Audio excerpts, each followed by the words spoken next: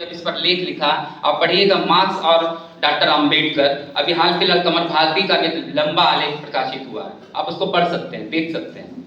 लेकिन मैं ये कहना चाह रहा था कि जब हमारा समाज, भारतीय जो समाज है, ये समाज जाति पर आधारित समाज है और इस समाज में लोगों ने निर्धारित कर दिया कि हमारा समाज में कौन क्या काम करेगा।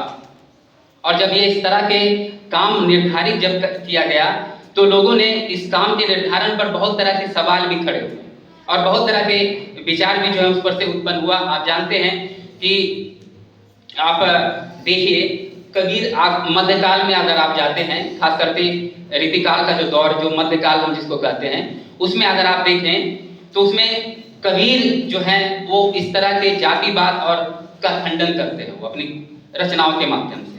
आप रैदास के यहाँ जाकर देखें तो रैदास जो है इस जाति व्यवस्था के खिलाफ में अपनी रचनाओं के माध्यम से इसका विरोध करते हैं। आप नानक के यहाँ जाएं तो नानक के यहाँ आपको ये विरोध देखने को मिलेगा। वो लिखते क्या है, देखिए आप क्या बोलते हैं। वो कहते हैं,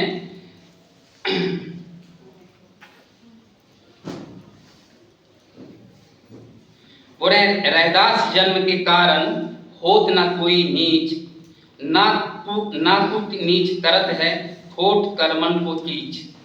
उसी तरह से रैदास एक जगह और कहते हैं, ऐसा चाहूं राज में मिले सब उनको अन्न, और छोटो बड़ो सब संब से रैदास रहे प्रसन्न।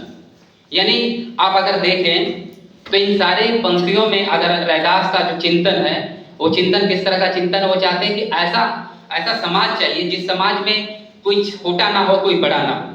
समाज, हम ऐसे समाज का निर्माण करें कि जिस समाज में आप ये दलित साहित्य को अगर आप देख रहे हैं तो दलित साहित्य में मुख्य रूप से ये जो लेखन आया वो कैसे आया है। आप एक किताब, आप मैंने कुछ किताब लाया हूँ। एक किताब है ओम प्रकाश वाल्मीकि का, जिसका नाम है दलित साहित्य अनुभव, संघर्ष और चिंतन।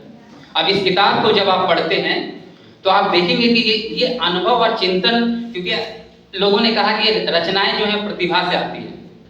मैं मानता हूं कि प्रतिभाएं से रचनाएं, मुझे लगता है कि प्रतिभाएं से रचनाएं नहीं आती है।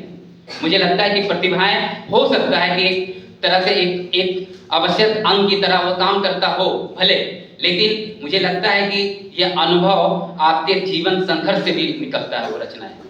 आप देखिए, जितने भी दलित रचनाकार हैं उनकी रचनाओं में जितना संघर्ष है, उन्होंने जीवन के जितने कटु यथार्थ को देखा है, उसे आप जब महसूस करेंगे तो आप पाएंगे कि ये रचनाएं मूलतः उनके संघर्षों से निकल कर आता है।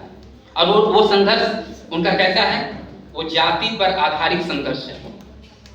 यानी वो जाति में जब जितना पीछे धकेल दिया गया, उनका संघर्ष उतना ही व्यापकता के रूप में जो है हमारे सामने उभर कर आता है। ये बहुत सोचने पर विवश करता है। आप जितनी आत्मकथाओं को उठाकर देखिए, तो मैं यही कह रहा था कि आप देखिए कि जब महाराष्ट्र में, आप जानते हैं कि महाराष्ट्र में दलित पैंथर का निर्माण होता है। और ये दलित पैंथर जो है, आप जानते हैं कि ये दलित पैंथर का उद्भव जो है वो जानते हैं आप, ब्लैक पैंथर जो खास करके क्या नाम है, हमारे जो अमेरिका में जो आंदोलन चल रहे थे, ब्लैक पैंथर, जिसमें जो है मार्टिन लूथर किंग से लेकर बड़े बड़े लोग जो है उसके साथ जुड़े हुए थे। और वहां का आंदोलन क्या था, वहां का रंग भेद का आंदोलन चल रहा था। और उस रंग भेद के कारण जो है उसे सदियों से वंचित रखा गया। आपको पता है कि ब्लैक को कई तरह की समस्याओं का सामना करना पड़ा, जिस पर कई तरह की फिल्में हमारे सामने उभर कर आते हैं। आप देख लिए 12 Years a Slave, आप उस मूवी को देखेंगे तो आपके रोंगटे खड़े हो जाएंगे। वो सिनेमा किस तरह का सिनेमा है, उसमें बताया गया है कि वह किस तरह की यातनाओं का सामना कर रहे थे। ठीक उसी प्रकार से जब हम बात करते हैं ब्लैक पैंथर का, तो ब्लैक पैंथर का जब शुरुआत हुआ था महाराष्ट्र में, तो उस समय राजा ढाले हो, चाहे नामदेव ढसाल जैसे लोग थे जो लगातार आंदोलन कर रहे थे। और उस आंदोलन का मूल मकसद क्या था, समता समानता की बात करना था। इसलिए कबीर के यहाँ आप देखेंगे आखन देखी की बात करते हैं। लोग कागज पर लिखने की बात करते हैं, लेकिन कबीर कहते हैं कि मैं आखन देखी पर भरोसा करता हूँ। और वही आखन देखी जो है आप देखेंगे बाबा साहब आम्बेडकर के यहाँ दिखाई पड़ता है। जब वो जो है हिंदू कोड बिल के माध्यम से उन्होंने अपना, जब हिंदू कोड बिल को पारित नहीं किया जाता है तो वह बाबा साहब आम्बेडकर क्या करते हैं, हिंदू कोड बिल के आधार पर वो उसका विरोध करते हैं और अंततः उस जो कानून मंत्री का पद लिए रहते हैं उसको वो जो है उनको त्याग पत्र देकर वो इस्तीफा कर लेते हैं। तो ये आंखन देखी की बात करते हैं वो, क्योंकि वो बराबरी चाहते हैं। इसलिए उनके यहाँ आप देखिए संविधान का जो मूल आत्मा है वो कहते हैं समता, समानता और स्वतंत्रता की बात करते हैं। जहाँ पर समता हो, समानता हो और स्वतंत्रता हो। तो समता और समता, समानता और स्वतंत्रता कब आएगी? जब हम इक्वल सोसाइटी चाहेंगे, जहाँ पर समाज में, जहाँ पर रैदास की तरह, जहाँ रैदास कहते हैं कि सबको अन्न बराबर मिलना चाहिए, किसी को कम किसी को ज्यादा नहीं मिलना चाहिए।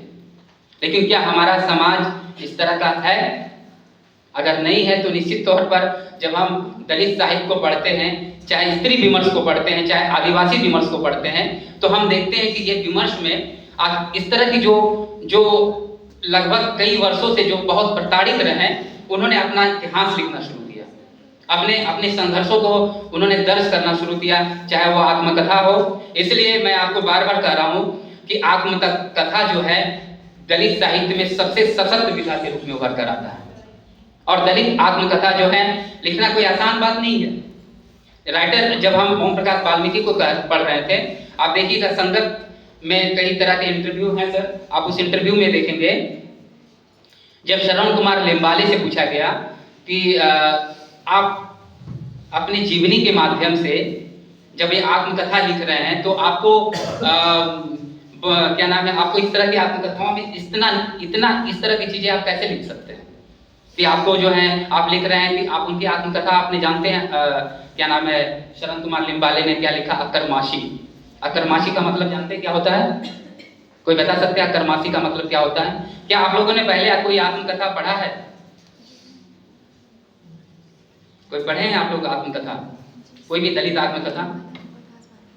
हिंदी की पहली आत्मकथा जो शुरुआत हुई थी वो अर्ध कथानक नाम से हुआ था, बनारसी दास ने शुरू किया था। और उसके बाद आप जानते हैं हरिवंश राय बच्चन ने भी लिखा है ना, क्या बोलूं कि याद करूं, नीड़ों तो निर्माण फिर है ना। उसी बाद जवाहरलाल नेहरू के भी डिस्कवरी ऑफ इंडिया कहा जाता है। महात्मा गांधी ने भी आत्मकथा लिखा है, उसका नाम है सत्य का प्रयोग। लेकिन जब आप दलित आत्मकथा की बात करते हैं तो आपको ये आत्मकथाओं से इतर दिखाई पड़ता है।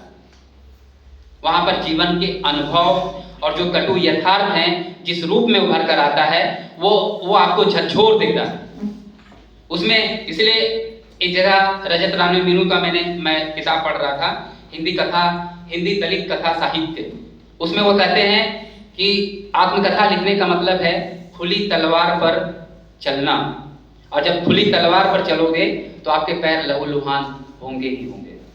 ये आप मानकर चलिए कि जब आप लिखेंगे, जब आप नव लेखक हैं तो उसमें गलतियां भी होगी और उसमें आप अच्छे भी लिख सकते हैं। आप एक बार में कोई बड़े कवि नहीं हो सकते, या एक बार में आप बहुत अच्छे रचनाकार नहीं हो सकते। आपके अंदर में हो सकता है कि बहुत सारी त्रुटियां भी हो सकती है, शब्दगत त्रुटियां भी हो सकती है या और किसी तरह की त्रुटियां हो सकती है। लेकिन जब आप लिखना शुरू करेंगे तो उस लेखन के माध्यम से आप निश्चित तौर पर बहुत तरह की चीजों को जो है अर्जन कर पाएंगे, और करते भी होंगे। आप लोग में से बहुत सारे लोग लिखते हैं। इसलिए मैंने आप लोगों को कहा कि आप लोगों में से कोई दलित आत्मकथाएं पढ़े हैं? मुझे लगता है कि इसमें हेलो